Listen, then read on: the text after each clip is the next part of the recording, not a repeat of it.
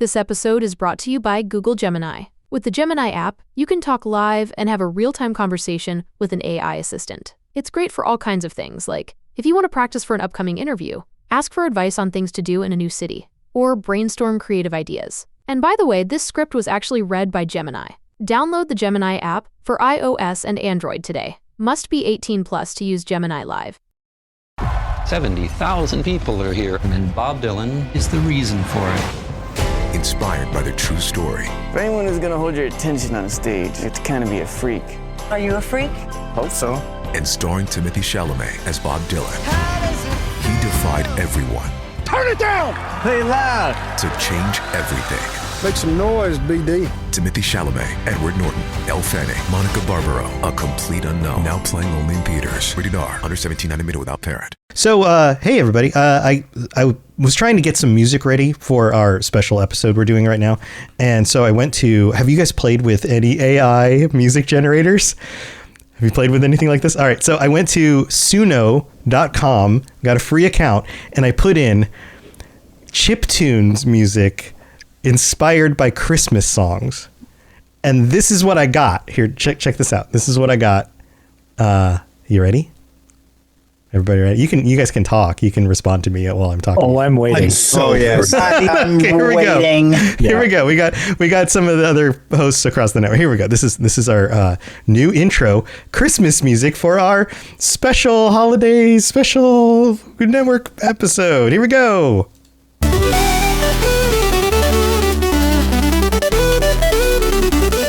Like, what is that? How is that Christmas music? The funniest part is that I can't hear it. I was going to say, I don't know. It's being filtered out. You guys can't hear it. Yeah. I was going to say, well, it certainly is a weird choice for Christmas music because it sounds like Silence. I think it's something, it's probably a setting that Zoom is doing where it's actually filtering it out. But here, I'm going to play it so our audience can hear it. There you go. Welcome, everybody, to the Robots Radio Holiday Special. You and I are the only ones who can hear this music right now. The rest of the show's hosts have no idea what's going on. I get it in concept. Right. There we go. That was the intro. I didn't want to use an intro from an existing show because it doesn't make any sense, because this is going to go up on all sorts of feeds, including all the shows that I'm a part of. You guys know who I am. I'm Tom or Robots, and you are listening to this on some podcast feed where you already listened to me or me and some co-hosts or whatever. And here I am. But we've got some other hosts from the network. This is something we do every year. I try to get together as many people as I possibly can. We actually have a whole lot of hosts on the network, but there's only 5 of us right now because that's as many people were able to fit this into their schedule because everybody's so busy for the holidays. But here, let's go through. Everybody, feel free to introduce yourself. We're just going to go in order. Introduce yourself, tell people who you are and what podcast they might, or podcasts they might know you from. So I'm just handing it over to Lotus. All right, yeah. I'm Lotus of Doom. I co-host the Elder Scrolls Lorecast with Tom, or Robots. This guy right here. Yeah, right here. It's weird. It's both of us. And I also co-host UASP's Tales of Tamriel, which is another Elder Scrolls based podcast. And we're actually at this point, the longest running Elder Scrolls podcast on the net. Nice. Well, hey man, it's good to hang out with you on a Sunday night. We're putting this on a Sunday night. Yeah, it's good to see you. All right, Ben, you're up next.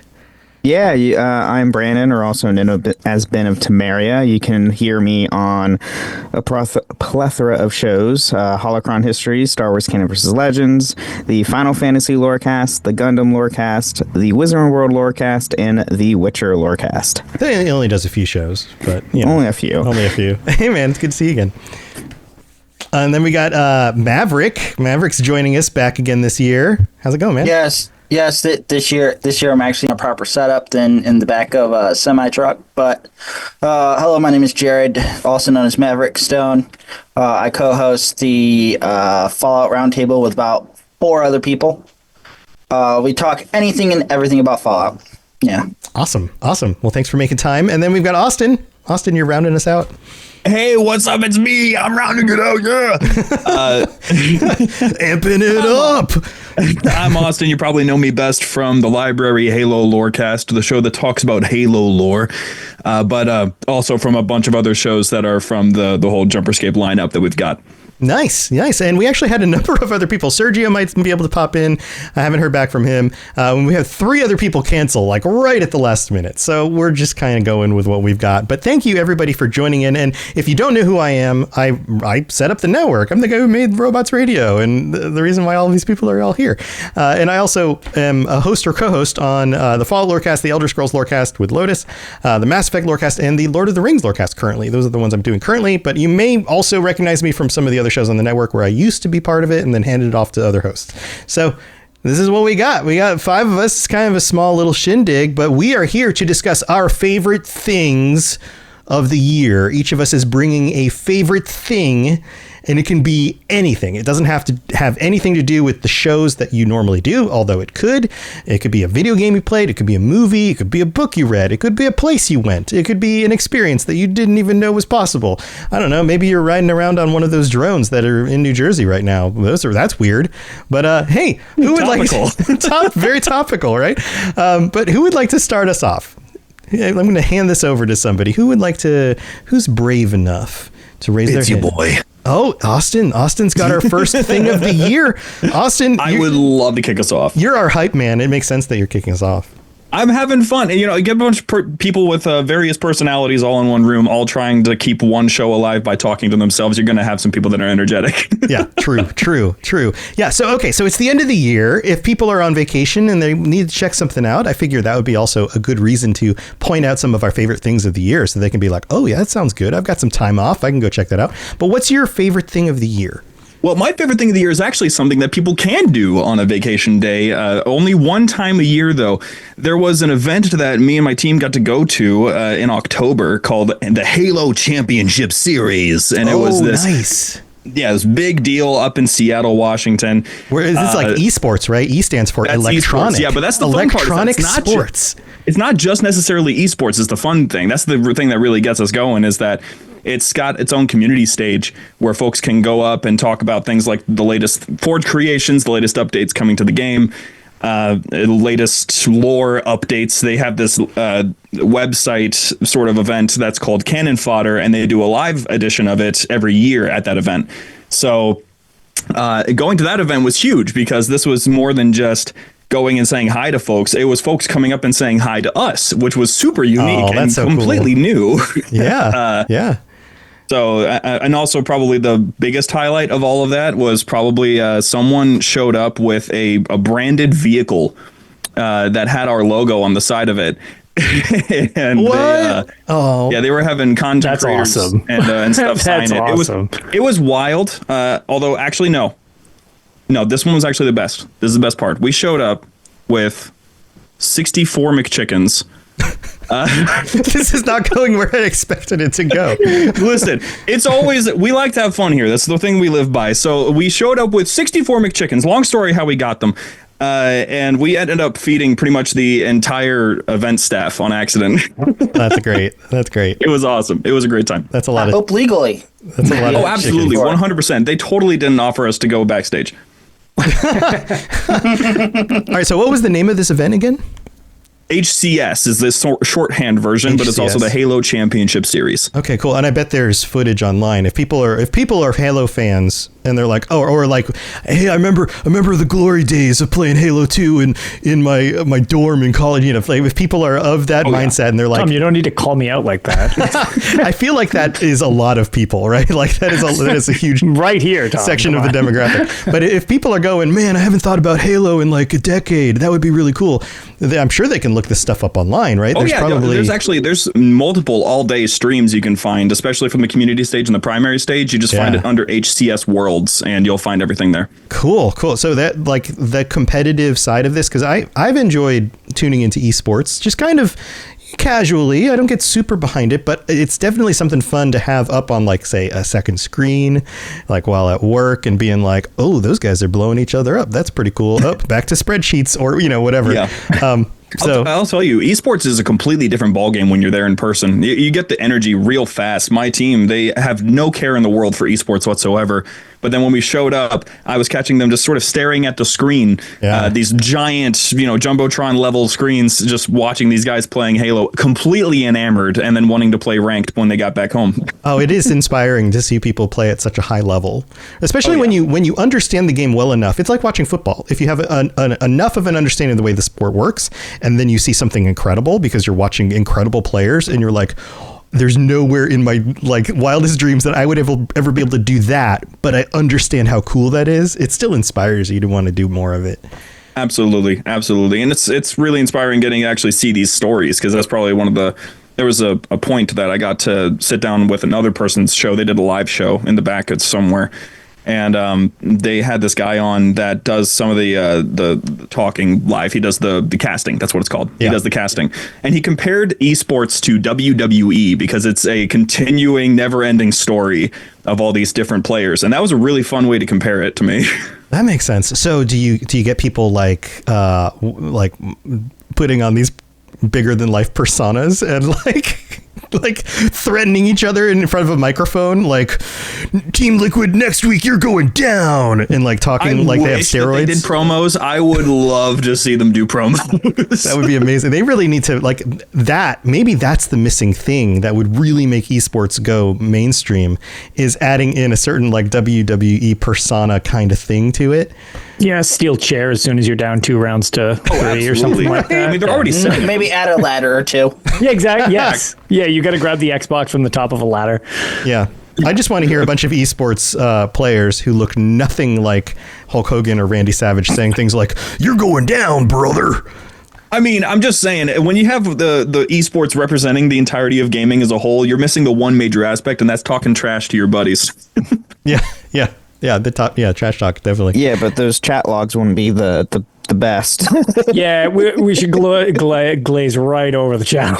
Yeah, exactly. Back in the good days. Yeah. I don't know. I love that, just as somebody who I'm long removed from it, but I used to be like, I don't know, I'd say mid-level esports back in the day. I actually kind of always was not that great at Halo. I was more of Call of Duty, Gears of War, or something, Unreal Championship, things like that. But I always liked Halo a lot. I just always kind of got wailed on in Halo. I was like, man, why am I good at other shooters and I'm kind of crap at this one? But yeah, to your point, I love going to those events. Any of the ones that we've actually won, it's like a surreal feeling. And we were like D-tier stage where it was like, oh, you win $500. Now tournaments are like millions. And it's like, okay, cool. I wish I had done that I wish that existed when I was even remotely involved with that. But you're right. Those events are so cool. It's what I love about QuakeCon each year. It's just, they're so good. It's like you don't really grasp it until you're there.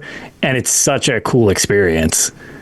Yeah, very cool. What's more cool about it nowadays is I was just told from someone who came into my work, one of the teachers near a local school, that esports is becoming more of a like actual high school club kind of a thing, where it's taking up one of their like electives. You know how band would take up their phys ed, right? Credit. Yeah. That's what esports is doing. It's counting as like a phys ed kind of a credit. Yeah, there are a lot of clubs and colleges and stuff like that. And it's like, what the heck? Where was this 10, 15 years ago? Right. Yeah, there's a lot of college clubs now and tournaments among colleges in esports, which is like, that's pretty cool, especially like if you're focused on getting your education, but you still can do that on the side and make some extra money or whatever, or just have fun with your friends and just compete. That sounds awesome.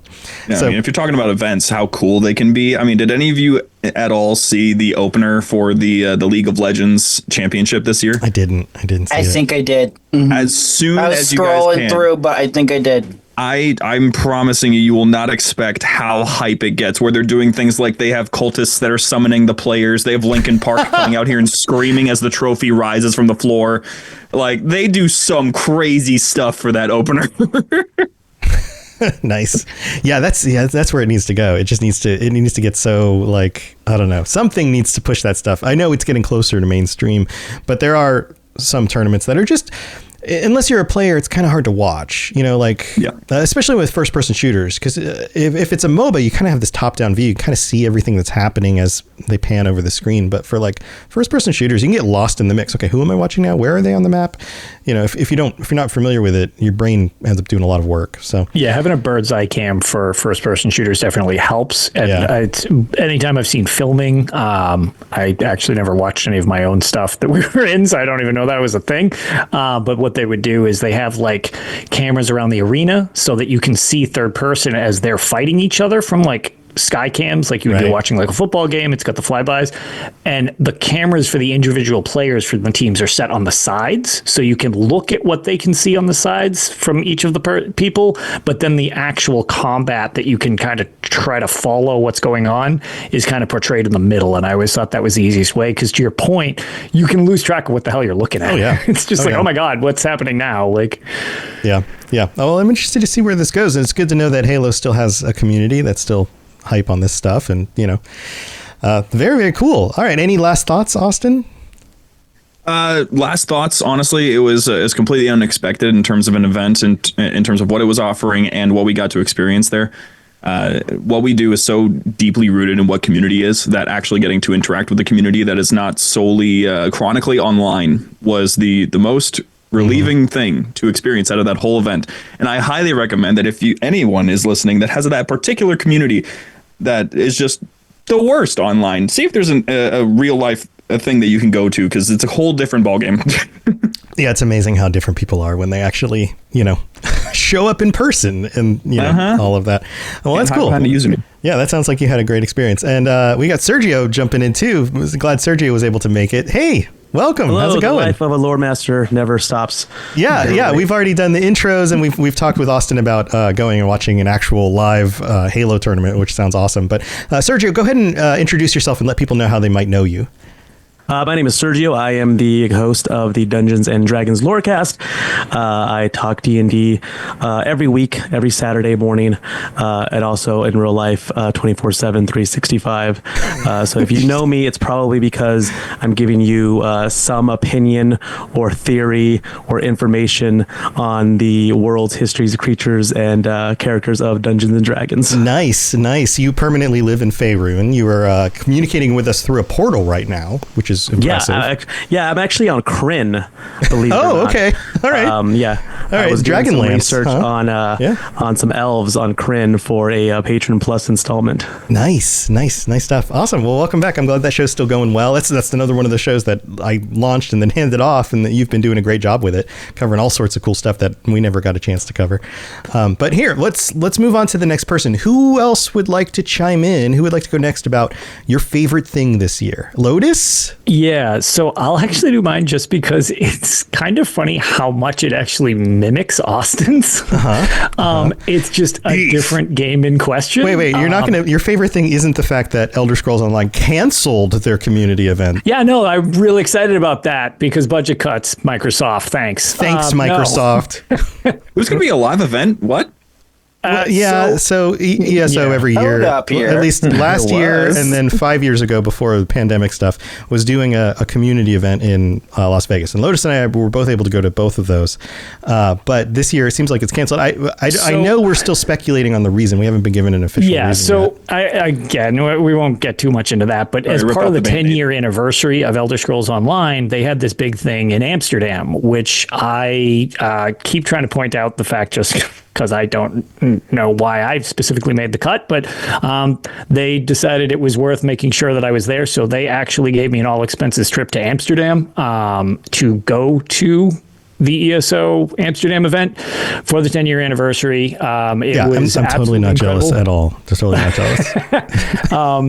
I got to meet my co-host from my other podcast, Tales of Tamriel, Arcaneer Silvershield, who we have known for 8 years he lives in Turkey. We've never met until they flew us there, and that was the first time we got to meet in person. We got to record a live episode. That would be amazing if you've been doing a podcast with him for 8 years, but both been just only recording your own parts separately, and never and communicated. Then we just link them so that it sounds like we're talking together. Right. Here's the text that I'm going to read. Okay. Here's the text you're going to read. We'll both just record it and then edit it together. Never ever actually talking. Nobody will know. But the event itself was like wild. It was really like all expenses. Like they really, I sort of understand why maybe Microsoft was like, yeah, we need to stop spending this much money on things, because they literally built like a medieval village, dude. And that's where when you told me about the knights fighting in the middle of the event, hitting each other with real weapons on real metal armor, yelling at like.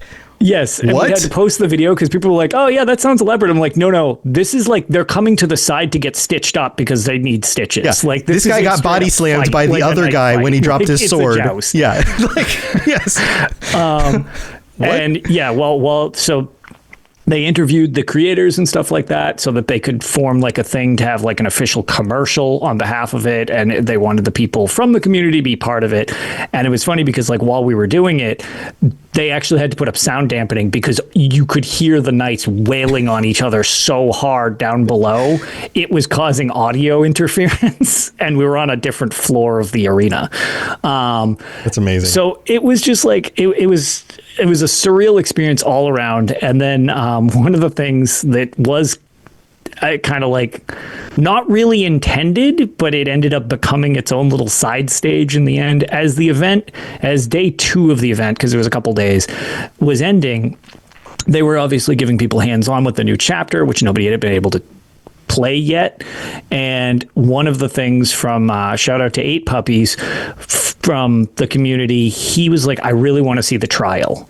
And he's like, I want to see it with people who know what they're doing. So the event staff was like, okay, what we're going to do is we're going to get you guys 12 computers. We're going to set you up off to the side. We're going to block it off. We will let you do the trial for the first time that anybody's seen outside development staff. Now, and you can just real quick, do it because we have a very diverse audience. The trials are like trials. Yeah, trials are like, if you've heard of raids in World of Warcraft, it's big group events that are some of the hardest content you could possibly do in the game. Yes, lots of coordination. Right. And the idea was, he was like, I want to have it at a level where people are experienced with it, so it's not people totally new to the experience. So it should be like not professional raiders, but like raiders that know what they're doing so that we can work together. Right. And it started, we were having fun with it. The devs were watching, and over the course of it, because it was just the 12 of us, and then he ended up resigning his spot so that he could basically run around as coach to try to figure out the mechanics. So he was running from our screens along the platform to try to figure out what people were doing so he could yell instructions to the people on the other side.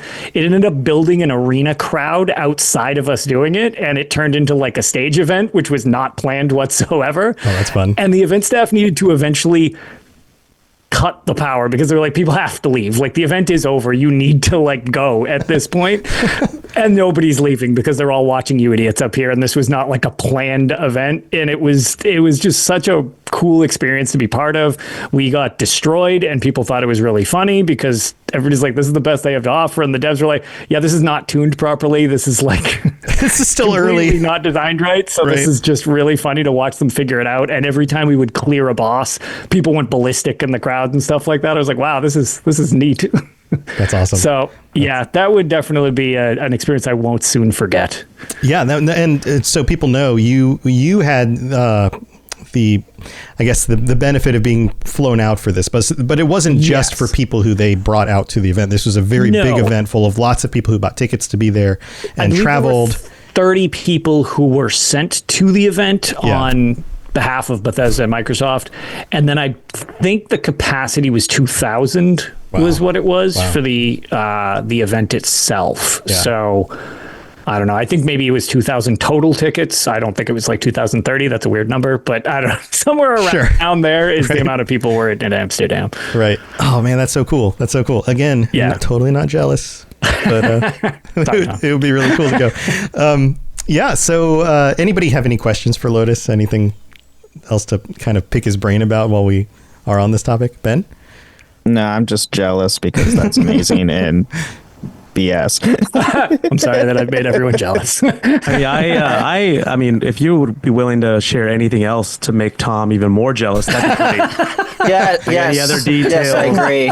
Lotus Yes. is also taller than I am, so I'm also a little jealous about that. Yeah, the ultimate insult. Huh? I have a slight height advantage. Slight height advantage. That's something that's biologically. everybody against me. Oh, yeah, sorry, Ben. Something biologically you have no control over. Yeah, but that sounds like a lot of fun. I know we talked about it on the show while you were actually just after you got back from it, and a little bit about it. But that seems great. It's unfortunate that they were going to do something like that here in the U.S. and then that got canceled because it would have been really cool. I'm hoping they at least bring back the event alongside PAX, Bethesda Game Days. Yeah. Because that was the first time Bethesda like officially acknowledged me, which I thought was kind of weird because I was telling them don't buy tickets to PAX, just come here. They have lobster rolls.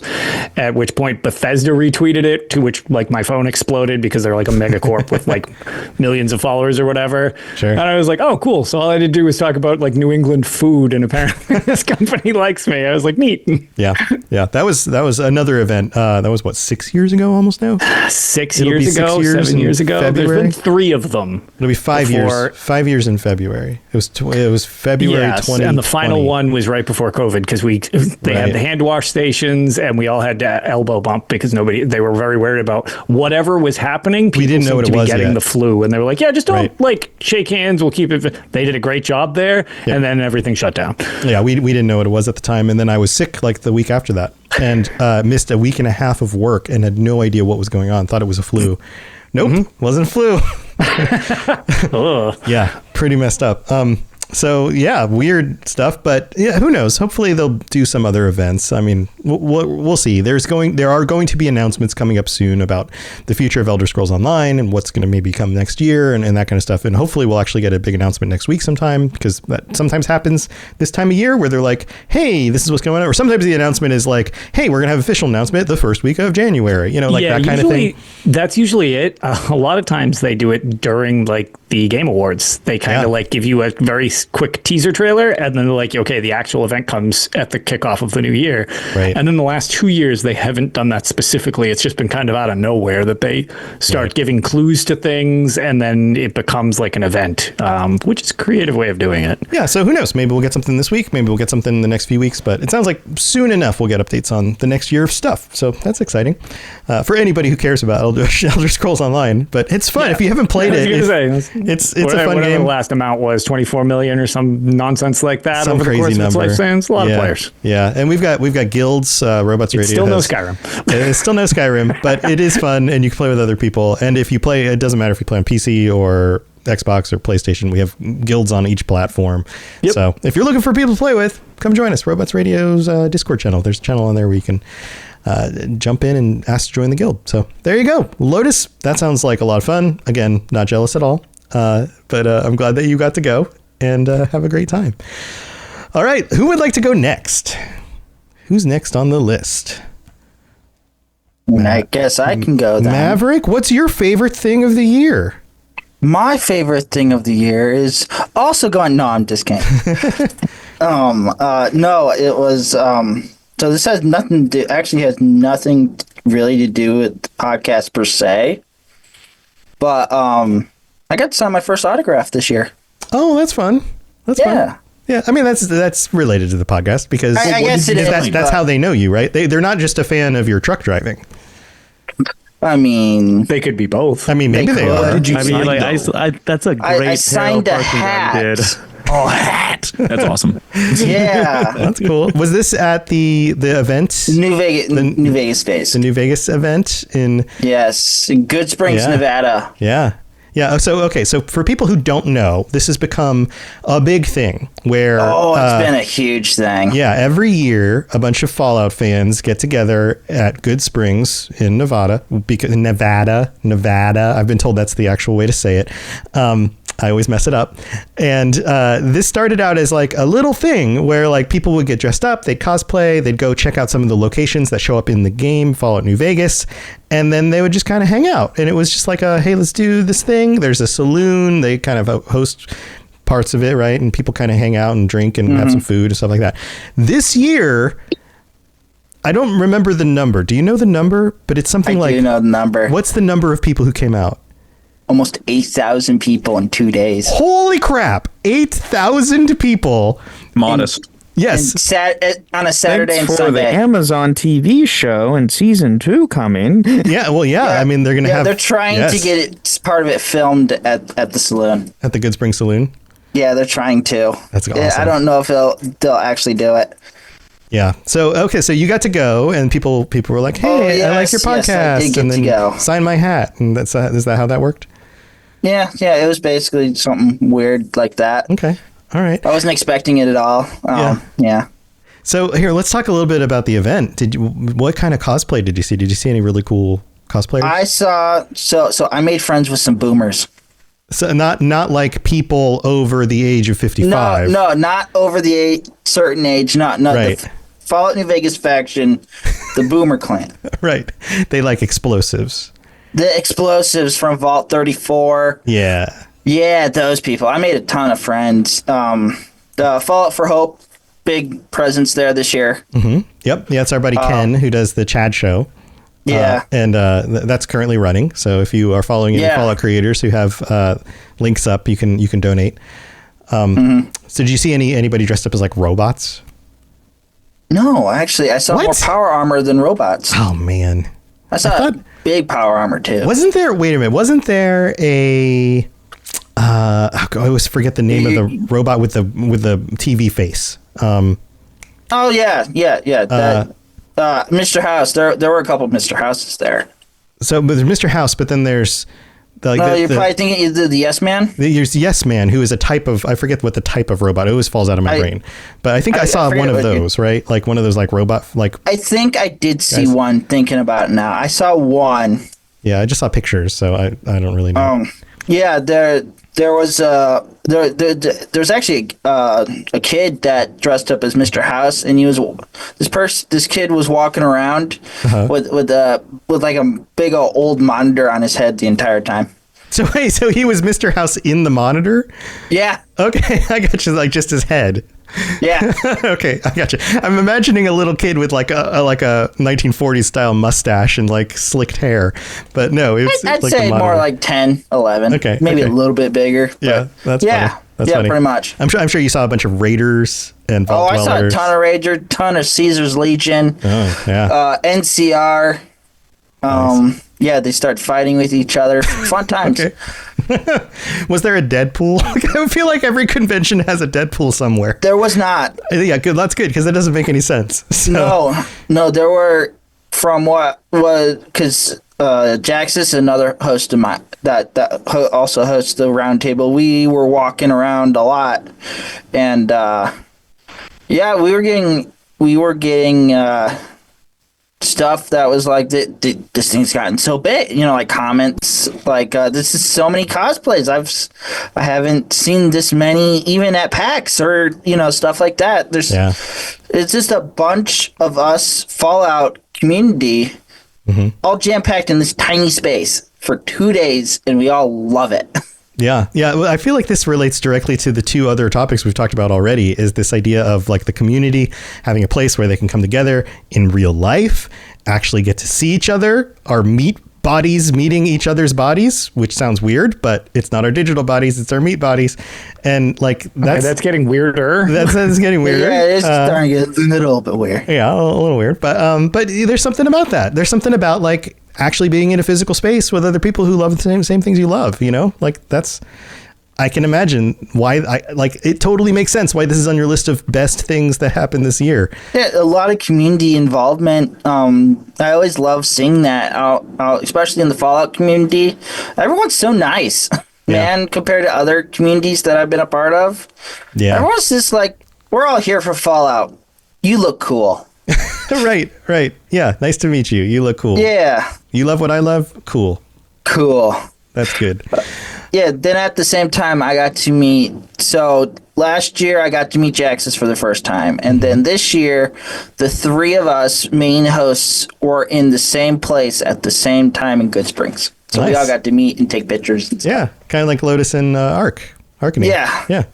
Yeah, very cool. Yeah, it's also kind of neat that we can do this so distant from each other due to technology, but then you actually get to be in the same space together, and just something about that's also very cool, very special. Does anybody have any other questions for Maverick before we move on? Any other questions about? I mean, I have next year's dates if you guys want. Yeah, when is next year's event? Next year, it's going to be the same weekend, except it's going to be Friday, Saturday, and Sunday. So the 14th, 15th, and 16th of October? November. Okay, so right before Thanksgiving here in the States. Yeah. If you're thinking the F1 Grand Prix that happens in Las Vegas, it's the week before that. Oh, okay. All right. Cool. Well, very cool stuff. I'm glad that you got to have that experience and hang out with a bunch of awesome people. Sounds very cool, Maverick. All right. We're wrapping up that one. We've got Ben and Sergio and myself left. Who would like to go next? Ben? Sure. So this is also nothing to do with any of my shows or anything, but this year I got to train with a local voiceover coach. Oh, I thought you were going to say like boxer. No, God, no. I really got into boxing. Unless boxing has something to do, speaking to a microphone. But okay, so not boxing. But you got into voice acting. Yeah, this is very cool. Yeah, I got into voice acting. Trained with a coach for about 5 months. Mm-hmm. I actually, a really cool thing, I signed up and did a few webinars and live sessions with Steve Bloom, which was really, really cool. Granted, it was more of more of a meeting rather than like him coaching one-on-one kind of a thing. Mm-hmm. But yeah, a lot of really cool stuff. Doing auditions, I upgrade all my entire stuff. So not only does it help with voiceover, but it helps with my shows too. Yeah, you guys can't see him right now, but he's got like the really nice microphone and like soundproofing behind him. He's like, you've got your own little kind of sound booth there. Yeah, I made my own little DIY sound booth, and until I get my actual own place where I'm going to have I'm going to try and get like a full like booth room and just panel it to make it nothing but my voice. Right, keep out all those extra sounds like the neighbors who mow their lawn every time I try to record one of my shows. I'm just like, oh my god. Yeah, like I'm right next to a window, and God forbid if a semi like drives by and honking the horn. Right. Yep. So this is fun because this is an experience that a lot of people have never had doing voice acting or getting training for it. But I do know that in our communities there are a lot of people who both hold voice actors in high regard because of their skills and how talented they are and bringing characters to life in our games and those kinds of things, but also see that as a potential future career opportunity for them. What would you share from your experience? Like, what is one of the things that, I don't know, just kind of blew your mind a little bit that didn't seem obvious and you were just like, oh, this advice makes so much sense? Or was there something read out loud every day. Okay, so just keep practicing, basically. Keep practicing every single day. Not gonna lie, I need to do that more often myself because life is a mess, but work. So, I do a 40-hour, my own full-time day job on top of podcasting and then also doing auditions. So, but yeah, just as long as you're passionate about it, just keep going at it. Well, I have a solution for you about being able to read more out loud to practice. Yeah. Here's the plan. While you're at work, take a bathroom break because pooping at work means getting paid to poop. And while you're in there, bring a book with you and read out loud to yourself for a few minutes while you're sitting there on the toilet. I'm sure none of your coworkers will think you're weird, and you'll get more experience, and you get paid to poop. True, and all my coworkers know what I do anyway. So, where did he go? Oh, he's practicing in the bathroom again. I mean, doing my podcast also help. I mean, I do podcasts 3 days a week, so I read out loud there. It's fine. But yeah, no, it's really cool stuff, and I know at the end of my training, my coach did produce 3 professional sound demos for me. Cool. So I got like an e-learning audiobook and then a character / animation, because that's what I really want to go into is characters' voices, which I apparently do a really good like Green Goblin laugh, and it's kind of can you do it for freaky. us? Is it? I'm Can putting I you on do the it? spot. Can you do it? Oh, it's going to be super loud. Yeah, I mean, you That's all can't right. say that you do a great one and then not do it. Okay, Yeah, you can do it. Let me You back can do up. it. Wait, did it get filtered out? Was it too loud? It did get filtered out entirely. Absolutely Hilarious. filtered. Oh no, that was so handsome. We heard the beginning. Too good. We can't let this. We heard the beginning and went, and then it just disappeared. And it just goes away. Yeah, okay, The it opener filtered was out. great. Yeah, Yeah. sounded awesome. Well, I'm going to take Well, your yeah, I mean, word for it that one's really good because I know the one thing I definitely need to work on is accents. Accents is the bane of my existence. I love a good accent. I love Lotus, our Elder Scrolls Lorecast. In fact, this is before Lotus joined. Yeah, they didn't have a The co-host. Swedish Chef episode really went well. So I didn't have a co-host for a while. So I had, like, on the Fallout Lorecast, there's BuddyBot. He pops up on occasion. He hasn't been around as much because some people just find his voice annoying. I think he's cute, but the Elder Scrolls Lorecast had the old man. It was like this crazy wizard. Oh, I remember that. Yeah, Yep. the old man, and he would do the intro. He'd go, he'd just talk and just kind of yell things in the weird sort of English accent, sort of old man, wizard, insane guy kind of thing. Yeah, the Nordic accent is also my choice. Yeah, that's the one you call the Swedish Chef. Is my Nordic accent sounds like the Swedish Chef. My French accent sounds like Pepe Le Pew. Like everything is inspired by I think we've some. probably so it's offended spot every on. So your demographic French on accent that is show. perfect. Oh yeah, right. Yeah, I think we've. Yeah, if you look at our statistics on the the hosting Such platform, a small region that still listens to us. I don't know why there's a big hole in France and nobody listens to us there. But yeah, that's cool. That's really, really cool. So if you were to to wrap this section up, if you were to give somebody who was an aspiring voice actor any advice, what would you say? Because you've made this transition, like, to your credit, you've gone from being, I work 40-hour work week, I do regular stuff, I play video games, I hang out with my friends, like I have a normal life, to I'm going to start a podcast, to I'm going to do multiple podcasts, to now I'm going to get into voice acting. Like you've bridged the gap and you've begun creating this path out of just like 9 to 5 or 8 to 5 regular work kind of thing to that plus other stuff in order to kind of move your life in a new direction, which isn't easy. There's a lot of people who struggle with that. Like what would you tell them? Just keep, I mean, if you're passionate about it, keep at it, keep going. Don't just be as positive as possible. Don't let anybody steer you away from what you want to do. Also, I mean, I listen to another podcast called Voice Acting Mastery. It's helmed by Crispin Freeman. He's a huge anime voice actor and also in video games. He video game wise, you know him as Winston from Overwatch. Oh, okay, cool. Yeah, I didn't recognize his name, but like now that you say that, I'm like, I know the voice. Yep. Yeah. So he has a really, really cool podcast that helps get people into the business of voice acting, as well as he brings in a bunch of hosts, or not hosts, but a bunch of other voice actors onto his podcast, and talking, like Steve Bloom's been on there, John Bailey, who's been doing a lot of the Transformer stuff recently, Jennifer Hale. I mean, all the big names you can think of, he's bringing on the podcast, and it's really, really cool. Nice. Yeah. So listen to that stuff and just keep at it. Yeah, pretty much. Sounds like good advice. All right, Ben. Well, thanks for joining us and thanks for sharing that.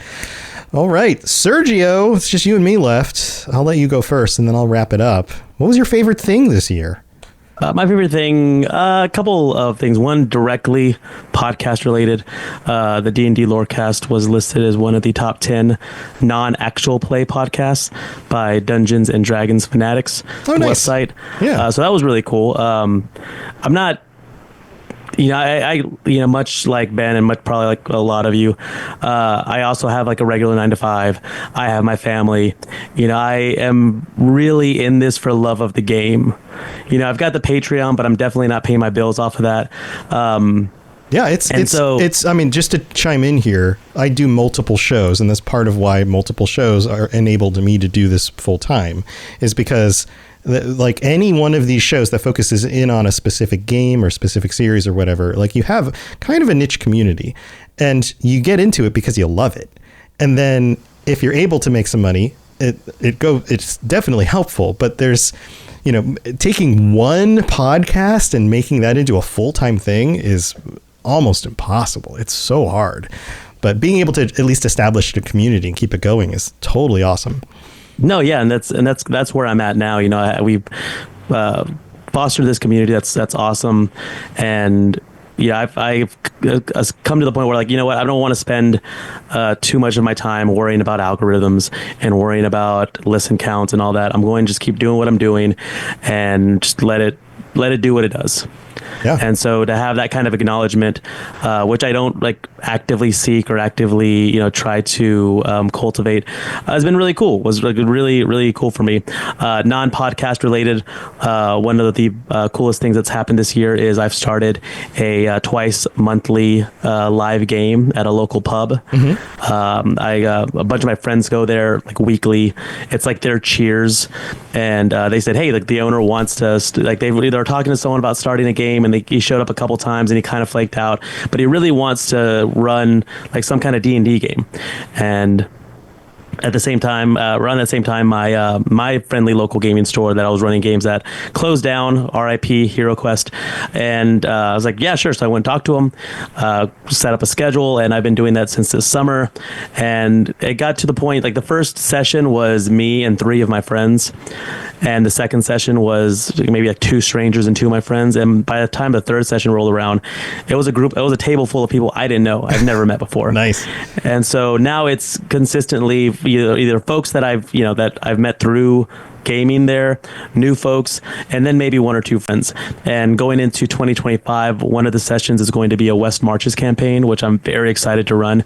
If you know anything about D&D, you might have heard of it. If you don't, West Marches is it's a typical campaign. You have a group of players, you go out and go on missions and adventures, except the way it's built is that players can jump in and out. It's basically like, what's the table that we have here? What do you all want to do? All right, let's go do it. So it's very open sandbox, very much driven by the players. They don't even get a map, because the idea is that they're on a frontier town and they're exploring the wilderness. They're charting, they're charting this. They're going into uncharted territory, and so I don't give them a map. Yeah. So it's up to the players to make their own map, and it might be fairly accurate. It might not be. It just depends on like how close attention they're paying to details that they were given. But yeah, that's very cool. I'm very excited about that. And I love, I've been playing in an online game for well over 4 years, right at the onset of the pandemic was when I started playing with a professor of mine and his friends. And so I've been doing that since 2020, and it's fantastic. 2 of us live in Texas, 1 in New Orleans, 1 in California, a couple in New York, and that's the only way we'd be able to play, obviously, is online. But man, it doesn't really get any better than sitting around a table, rolling dice, a group of people, having fun, drinking libations, making jokes, and it's something that I can't recommend enough to anyone who has maybe only played online D&D or doesn't or hasn't played D&D at all. Yeah. Or any tabletop role-playing game for that matter. Yeah, I would imagine after the longer those campaigns go, I don't know, it's like a fine wine, right? Like you get this history with these people, and everything that's happened in the campaign plays into the next piece of the campaign, and things that were like story bits that started 2 years ago all of a sudden come back to the surface again, right? Like, is that how that works?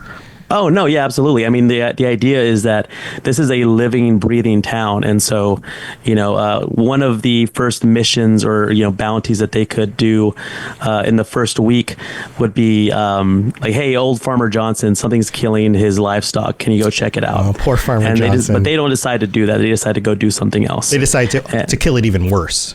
Right, because screw Farmer Johnson. Finish the job. No, they decide to go, take out like a bandit, group of bandits that are threatening caravans or whatever. And so they kind of like leave Old Man Johnson to his druthers and let him figure it out. And then after a couple of weeks, Old Man Johnson goes missing. Right. Okay. And so now they have to either deal with that or just continue letting go. And like I said, this is a living, breathing environment where their actions or inactions in this case will have consequences. That's awesome. Yeah, and having people that you and like you mentioned, the one you're doing locally, you met a whole bunch of people you didn't know previously. Right. But I'm sure that builds these friendships over time because you have this.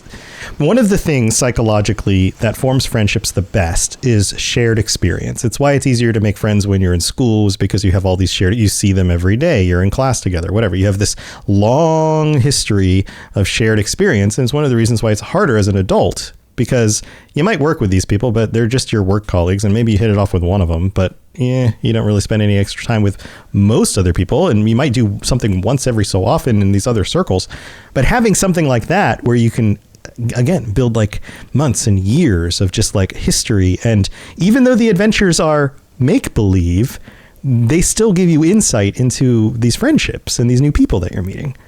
No, yeah, absolutely. I mean, obviously I do this podcast. I've been the host of it for 3 years now. Yeah, it's been a while now. Yeah, like since September 2021. And so like I said, I'm in this for love of the game. If I wasn't recording my thoughts and opinions and knowledge on this, I'd be boring other people to tears with it in real life. So I mean, I would be doing this regardless. The fact that I get a community that wants to hear it and seeks it out is just cherry on top. Yeah. No, I think all of us can attest to that. Being hosts of shows with people who enjoy tuning in every week and like sending us messages and things like that. It really. And I would imagine all of you probably feel the same way I do, where you get like 90%, 95, 98, 99% of the messages you get are positive. And there's always an idiot online who's going to be like, 1-star review, they mispronounced this word. It's like, oh, right. Dear God. But like the majority of the people who respond tend to be very positive, and they're just happy to be there. They're happy to be part of this community. They're happy to have something to listen to about their favorite thing every week. And it really is one of the best parts of the job is just being able to, like, even the little notes that are just like, you totally made my week. I was having a miserable week, but I tuned into this episode and everything turned around. And it's just like, that's just magic, like that is an honor to be able to bring people entertainment or information in a way that actually has a real impact. Do you feel that way? No, yeah, 100%. I mean, I remember one time, I believe it was after our Baphomet episode, someone went onto the Discord and was like, this episode filled in all the holes that I needed in terms of like my own lore for dragons in my game. Like, thank you so much. It's exactly what I was looking for and didn't realize I needed. This is awesome. And I wanted like Andrew WK, like fist pump and like air kick. Nice. Like that's exactly what I'm in this for. This is, like I'm not in this for trips to Amsterdam. I'm not in this for, conventions to get my hat signed. I'm for trips to Amsterdam. 8 years of work. Wow. No, that's very happy for all that. But yeah, completely hear you. It's. I mean, it's. That's like just cherry on top. Well, that's what I mean. Kind of to go on your point, because I totally get that. It's weird when like you get recognized for things. It's like, yeah, okay, I was just on the other side of this listening to somebody else prior to me doing this. So it's weird to then have other people be like, oh, yeah, I listened to the signature thing has been like the weirdest experience of my life. Because I was like, the first event I went to, I took my Morrowind guide and had the devs sign it for me. And now like people are like, oh, can you sign this game? I've been listening to you for 8 years. I'm like, What? Yeah, right. What? Okay, so I had an experience recently I have to share because this is along the same lines. I was, you ever dive? I used to do SEO for marketing, search engine optimization. You look at a lot of data, and I love the analytics we get on like our hosting platforms and things like that. And I was looking through, I think it was the Fallout Lorecast analytics, and I scroll down and I'm like, oh yeah, there's like regions, and I never really look at the regions that much. And I'm like, okay, this percent is in the United States. Oh wait, this percent is in Florida. Oh, this percent is in like the city where I live. Oh, there's this many people that like I might run into publicly that listen to my show. Like it just kind of clicked. And then I think I went to like the supermarket, and like the nerdy guy bagging the bags in the row over is like giving me the eye, and I'm like, is he recognizing? Like, because it was just freshly in my mind. I'm like, it's probably because I'm wearing like a Fallout shirt or something, and he recognizes the Fallout shirt. But like, there's a part of my brain that's going, does he know who I am? Does he recognize me from the show? This is awkward. Like, no, like that happened to me when I went back to GameStop. Yeah. One of the store managers I was talking to, and it's like, oh yeah, I do podcasts, blah, blah, blah. And it's like, wait a minute. On a podcast? I was like, yeah. I was like, which ones did you do? And told him, it's like, you do I've listened to The Witcher. That's you? And it's like, oh my God, this is the first time I've ever had this experience. Someone actually knows this. It's so weird. It's so weird. Yeah. I mean, it's more often that like something will come up and you're just like chatting with somebody and you tell them, oh, I do podcasts. And they're like, oh, what do you do? And then they might be interested in the topic of the show. You know, like that comes up on occasion. But I also feel like, do you ever feel like the weirdo where you're like, yeah, it's kind of a meme. It's kind of a joke to be like, yep, I do a podcast. It's like, you know, there's something about that that's just like, yeah, everybody does sometimes. A podcast, right? Sometimes. Actually, no, seriously, like I have to psych myself up if I'm going to be saying that. I don't ever say, oh yeah, I'm on a podcast. No, I always say, no, I'm on Halo's #1 podcast. I have to have it say, oh, that's clever. You frame it. Clever. Yeah, that is clever. Oh, no, that's actually a clever way of doing it, because I actually had it just as like a form of, you know, because it is a form of income with the Patreon or whatever. So I just kind of mentioned it in passing when I was switching jobs in an interview, and they immediately did not give a crap about all of my other credentials of running my own business. They're like, whoa, what podcast? And as soon as we got into it, they were way more interested in that when they hired me, because they're like, oh, well, you can do like speaking and stuff. And since then, they've actually had me like coach people on how to speak over phones and stuff properly. And I'm like, this is not at all what I should have been hired for, but great. This is not what I expected. Podcasts are practical, man. They're practical. They are more practical than you'd think. Yeah. Yep. Wow. The amount of editing I have learned on doing podcasts, then transferring that to freaking voiceover is so much more smoother. And going to Sergio's with D&D, if you are wanting to do voiceover, play D&D, because that's a good way to play pretend. Yeah, character voices. Yeah. Yeah, 100%. Yeah. Although I have an issue of forgetting what accent I was using. Right. Like I like NPC at the beginning of the adventure, like, you know, maybe like the one who's like sending the PC party off, and then, you know, 4 hours later when they come back to be like, hey, we found that thing you were looking for. I'm like, oh, was this guy did he have a Jersey accent? Was he from Minnesota? Crap, I can't remember. Right. Yeah, that's how that works. Well, Sergio, this is all very, very cool stuff. And again, you're kind of tying into a lot of the themes, this idea of like meeting people in real life, doing the thing that you love, connecting with them, all of that. Any last thoughts on any of this? No, just, you know, look forward to 2025. Congratulations to all of y'all with your successes.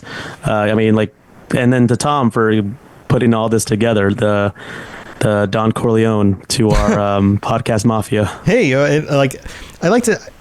That's another one of those things that feels weird to me when people are like, okay, what do you do for a living? I'm like, well, I host a number of shows. I also run a network of podcasts, and I don't like to look at it as like so much like I'm a business owner, because there's something about that just feels not that being a business owner is lame, but it feels like it doesn't match really what I do. Does that make sense? Like, I feel like it's not so much about running a business that's a podcast network. It's about facilitating a way for other people to enjoy doing the same things I enjoy and try to find success doing that. You know, like there's something, it's more community focused. Like, I could really spend a lot of time making business decisions about how to do the podcast in order to make more money, but that does not sound fun. Like that doesn't sound fun. It also doesn't sound beneficial to the hosts. It doesn't sound beneficial to the audiences. It just like that. Like we are all gamers. That's how like the speech from the Game Awards. Was Sven who was the winner from last year because he runs the Baldur's Gate from 3, Larian. From Larian, right? He runs Larian. Did Baldur's Gate 3 last year. Got the Game Awards. He goes up on the stand and he basically like lambasts the entire gaming community because of the corporate decision makers who are making these decisions to try to make more money rather than to just make freaking good games, you know? And that's absolutely not what I want to do with this network. The network is here in order for hosts and people who enjoy listening to these shows to get the best experience about the best stuff that they can. And I'm here to help try to facilitate that, period. That's why it exists. So, well, kind of one thing that I guess I can just kind of like give you credit for is, I mean, we met just because mutually you got into doing an Elder Scrolls podcast and I was already I was a fan of your show. I was listening. I've been listening to your show for a long time. It was funny because we actually had been established and I actually took over the show from the original like hosts, which is even weirder because I was a big fan of their show and they stepped away. Yeah. So I took it over and then, you know, there's been a bunch of mergers with you and UESP and stuff like that. And it was funny just because like, since we kind of consolidate everything to the Robots Radio Network, even though like we were saying, it was already established, it felt like just more organized and professional as being part of the network with you. So it's one of the things that I always been like, yeah, no, that was like one of the best things I ever, like, I was very glad to meet you. I actually think I won the first giveaway that you ever did. Oh yeah.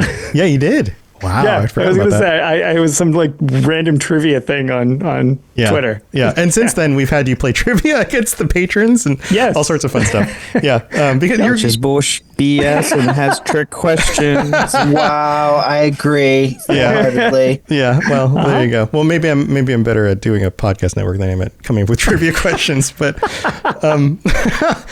yeah, well, thank you for that. And no, for real. And then after getting things established, I try to stay very hands off. Like I don't chat with most of you very regularly unless there's something that comes up or you've got a question or something like that. But that's also part of my belief is that like creatives make the best stuff when you just let them do what they do best, you know, like I don't need to get in there and tell you how to run your shows. You know how to run a show. If you have any questions about anything specific, let me know. Like that's the way I've run it. And I would love, like speaking on this stuff, one of the thoughts I had about the network, and maybe we'll just throw this in here real quick, was there are shows that I wish existed on the network that don't. So if you are a creator who's listening to this and you're going like, oh, for example, we don't have a World of Warcraft lorecast. Why not? Which I find insane. That's mind-boggling, right? That is so insane. There are World of Warcraft lore podcasts, but we don't have a Warcraft lorecast, and that just the title by itself, Warcraft lorecast, it just kind of writes itself, right? So if you're somebody out there who's like, I know a ton about Warcraft lore, I would love to start a podcast. We're here to support you. Let me know. There's some others too that I'm just like, holy crap, we don't have that? Why? How do we not have that? And half the time it's like, if I had all the time in the world, I would have a fun time doing that. I would love to fall down and I have before fallen down like Warcraft lore, holes and gone like, well, who are the Titans and why, what is the background behind this kind of magic and, whatever. But I don't have the time to do all that stuff, but it would be really cool for somebody else to enjoy doing it, So just some thoughts. But anyway, I kind of sidetracked us, Sergio, as we were wrapping up your topic. I'm glad you got all those experiences and everything. And I'm glad that you were able to join us today. Thank you. Yeah. All and right. Look out for a possible Xenomorph Lorecast in the future from myself and my D&D Lorecast co-host, Sean Hamill. Nice. Well, let me know when you're ready to start it. I'll set you up and we'll get it going. He pinged me today with a timeline list of all the alien media, and he's like, podcast or GTFO, and I'm like, I mean, if you want to do this, I'm down. Yeah, that sounds really cool. I was watching, do you guys watch Corridor Crew on YouTube? Oh, all the time. All the time. Corridor Crew guys are awesome. I originally wanted to work for them, actually. Yeah, they're great. They do a lot of special effects, and they do these really fun videos about how they make the special effects. Well, they did one recently. They do a VFX Artist React is kind of their weekly thing they do, and they did some of the Aliens stuff from the most recent Aliens film. and like the mix of like practical effects with digital and how they made it all work together. It's really pretty cool. It's good. It's good stuff. So go check that out. But thanks, Sergio. All right, I guess I'll go. My thing of the year.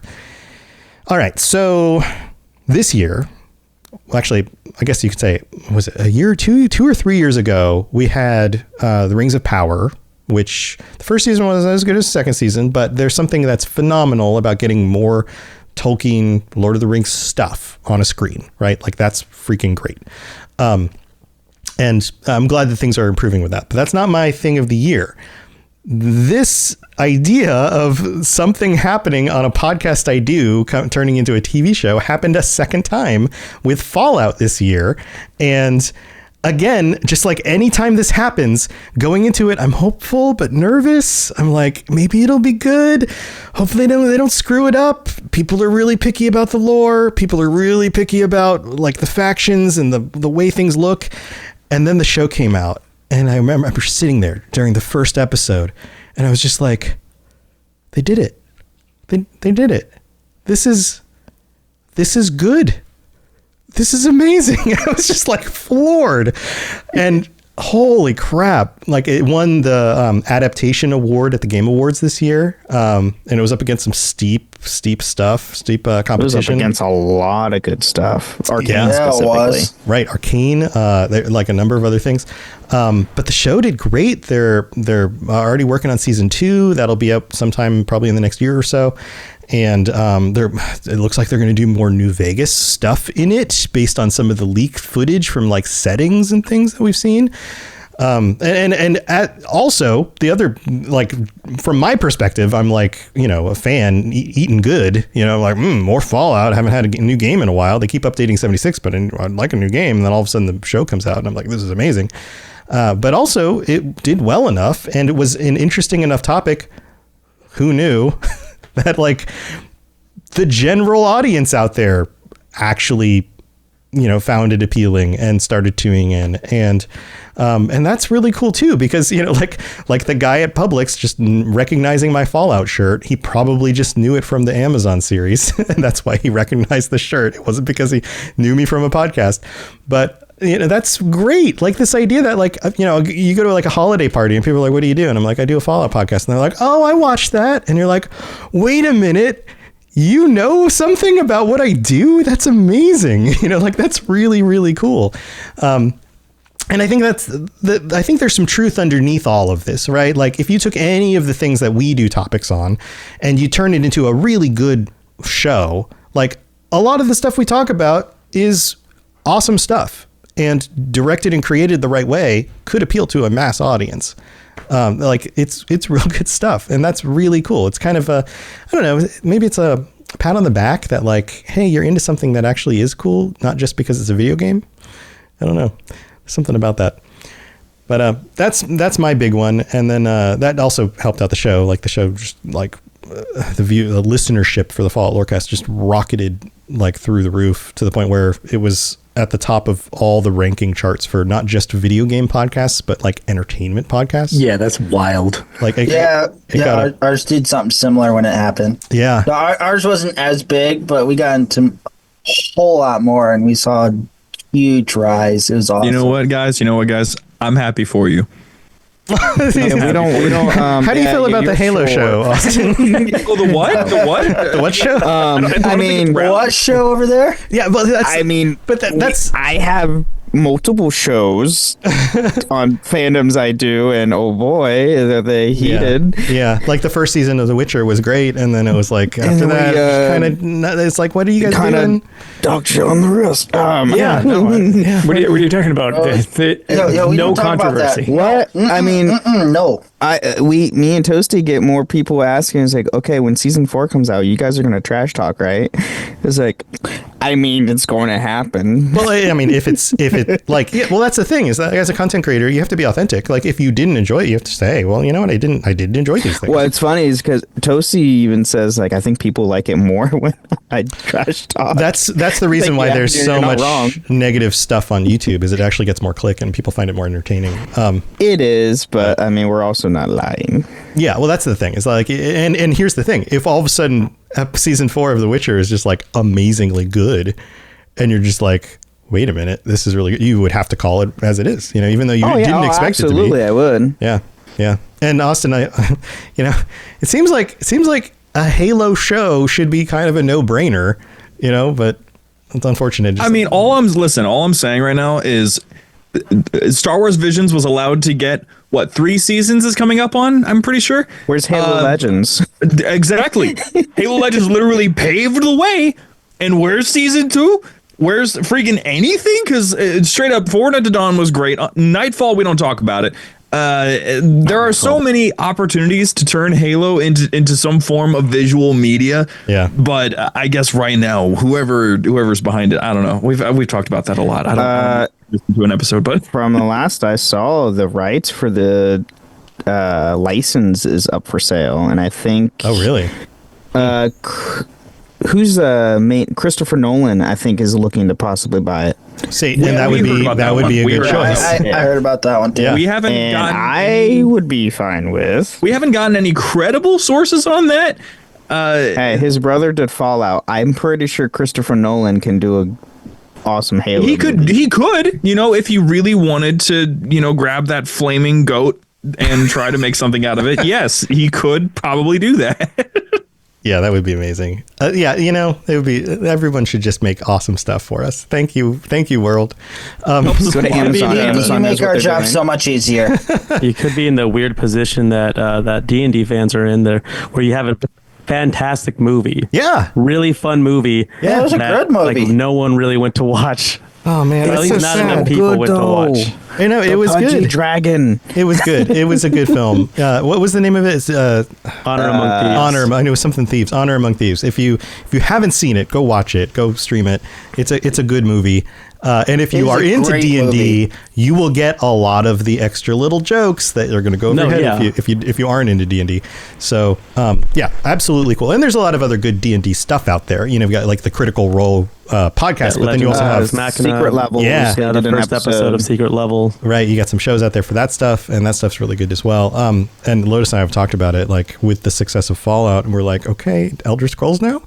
Do an Elder Scrolls show? That would be amazing. I don't know how you would do it. There's so many different ways they could do it. Yeah. Instead of just not doing it, which they're doubling down Dragon on. Break. Right. It seems like, again, another one of those no-brainers. Okay, we did this with Fallout. Follow the same plan. Yeah. Do it with Elder Scrolls. And I know TV show production. The Last of Us. Yeah, TV show production is complicated. It's expensive. I know there's a lot of red tape, and there's a lot of reasons why certain things get greenlit and other things don't. There's a lot going on. But from our perspective, it's like, well, you proved you can do it, so maybe just do it again. Yeah, so just do it again. Yeah. And just make sure Amazon's the one doing it. Right. Because apparently they're the only good adaptations. Yeah, strangely enough. Like, why is that the case? That is really weird to think about, yeah. Well, I mean, Netflix does some good... Honestly, just don't let Netflix themselves touch it. Yeah, maybe that's it. You can stream it through it, just don't let them touch it. Or let them start and then take it away from them immediately. Exactly. Okay. Cyberpunk Edge Runners was pretty dope.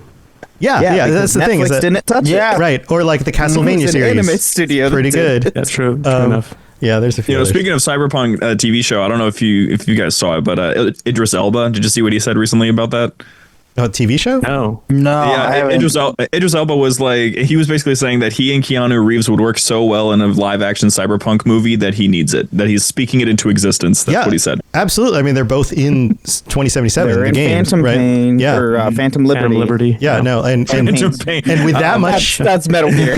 With that much star power and the cyberpunk name together in a movie that's like set like yes, absolutely.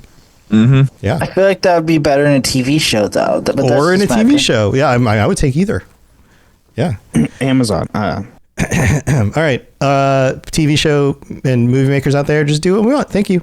That's our wish for the new year. What happens if this time next year we have some really crazy surprises about like some of the stuff? That would be insane. Everyone can blame us. It's fine. Yeah, no. Okay. We just take all the credit. Exactly. No. Everybody will thank us. Yes. All right. Well, I think we've done it. We've covered our favorite things from this year. If any of those things are things that have inspired you, maybe to make a New Year's resolution, maybe get out more, go to more game events, or whatever. Maybe start your own podcast, get into voice acting, whatever. Start your own DMD campaign in the neighborhood, whatever it is. Hopefully that this makes your next year brighter. And if you have something specific that you thought was super awesome, let us know. Jump on the Robots Radio Discord. Even just post it in the general chat. Just be like, hey guys, heard the episode. This is my thing of the year. You should go check it out, because I need more awesome things in my life. And if people are sharing things they love, then maybe I'll love them as well. So there you go. But here, we'll go back through everybody. Feel free to share again who you are, what show you do, and thanks for joining us. I'm just going to go in order. Lotus, kick us off. Yeah, I'm Lotus of Doom. I co-host the Elder Scrolls Lorecast with Tom. We rarely miss a week. We're usually pretty consistent. Yeah, we took the last week off because I was just like, I need to watch the Game Awards. It happened to be our recording time was during the Game Awards, which is a weird overlap. Right. And then the other podcast I do is Tales of Tamriel, and it's presented by the unofficial Elder Scrolls pages. It's a lot of Elder Scrolls Online. It's more of a roundtable discussion thing that we do, but I kind of incorporated in a lot of the classic games. So if you're curious in the long-standing games in the series, we do delve into that stuff. It's been running for a very long time at this point, with or without me over the years. But it's something that I love doing, and I'm hoping we can continue into the new year. It's generally more of a bi-weekly show at this point than weekly. Yeah. But if you're into that stuff, definitely worth checking out. Yeah. Well, thanks for joining us, Lotus. Of course, I'm glad I finally got to join one of these. It's been several years, and I'm like, I always miss the one where all the hosts are together. No, it's always cool having you around. So thanks for making the time.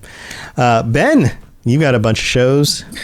Yes, I'm Brandon, or also known as Ben of Temeria, and I am one of the hosts for Holocron History, Star Wars Canon vs. Legends, the Final Fantasy Lorecast, the Gundam Lorecast, the Wizarding World Lorecast, and the Witcher Lorecast. Check those out. It's all fun stuff. I literally love what I do. It's thanks to the Witcher Lorecast that I do what I do, because I became a patron, and then eventually I took over the show from Tom. So great stuff. And, always toss a coin to your Witcher. Nice. Geralt just joined us out of nowhere. That was weird. Thanks, Ben. Maverick, remind people where they can check out your stuff. Well, you can use Smoke Signals. Right. You can find me at an abandoned McDonald's, but in all seriousness, of course, I've been Jared, or in the Fallout circles, Maverick Stone. I co-host the Fallout Roundtable. You can just find it anywhere. Yeah, and you guys talk about like just all sorts of different cool topics. Oh yeah. Like we just finished reviewing the New Vegas days with the person who organized it, because we're like big into we've been there since the very beginning. You're like best friends. At least one of us has. Yeah, you're best friends with them now. Yeah, pretty much. Yeah. Right. Yeah. Then. Something that's cool. Yeah, I'm getting back into drama writing. Oh, cool. Yeah. Cool. So, all right. Well, good luck with that. Awesome. Yeah. Well, thanks for joining us, and go check out the Fallout Roundtable if you're into Fallout discussions. Worth checking out. And then Austin. Me? What do you got? I am on a whole lot of Jumperscape Media's projects. You'll probably know me best from The Library, Halo Lorecast. You'll also be able to catch me rather frequently on Chatternet, Daily Halo Radio. That's just going on now. But if you want to catch something that's not podcast related and is instead audio drama related, then you'll probably be able to catch a rather familiar voice in both Stories from Waypoint and Tarkov, a Halo Story. Nice. Yeah, lots of cool Halo stuff if you're a Halo fan. Mm-hmm. Yeah, man. And we gotta pump it out quick, because we're starting to wrap up our time at Halo, and we have to get some new stuff produced by the time that we hit next year. All right. Well, good luck. Good luck with that. And thanks for making time to join us. Of course. And then Sergio. Yeah, you can find the Dungeons and Dragons Lorecast anywhere that you can find podcasts, Spotify, Apple Podcasts. You can also, our co-host, Sean Hamill, his new book came out this summer. It's called The Dissonance. It's out from Pantheon. It's made several top 10 horror lists of the year. His first book has been out for about 5 years now, called The Cosmology of Monsters. You can also pick that up. He's just announced a new book, the first ever Solomon Kane novel, that's going to be coming out January 2026, and he's got some other stuff in the pipeline. So if you're not interested in D&D but you like to read spooky stuff, we still at least got something for you. Nice. Yeah, cool. Congratulations. That sounds like that's a tall order. You publish a book and you're like, don't know what's gonna happen, and then people like it and they're like, oh, okay, cool, that's awesome. Oh, people like that. Well, the best thing that could have happened did happen. Yeah, that's great. Well, thanks for making time to join us again. Yeah, go check out his show and D&D Lorecast and all of these shows, my shows, the Fall Lorecast, Elder Scrolls Lorecast, Lord of the Rings Lorecast, Mass Effect Lorecast, and all of their shows and a bunch of other shows. If you forget and you're like, oh, I thought there was like a Halo show I wanted to check out, just go to robotsradio.net. They're all listed there. You'll find links and everything. So that's a way to do that. Or if you do remember, just search whatever you're listening to this on and it'll come right up, and then you can just add it into your feeds. So yeah, go check out everybody, and thank you everybody for joining me again at the end of the year. Thanks for being a part of the network and for just hanging out and having fun conversation, because this is always fun. So thanks everybody for tuning in, and whatever feed you're listening to this on, it'll be back to whatever the regular episodes are next week, and hope you have a wonderful holiday and a happy new year. We'll see you next time. Bye everybody. Oh wait, I gotta do the Christmas music again. Oh God! Did you figure it out this time? No, you still can't hear it. No.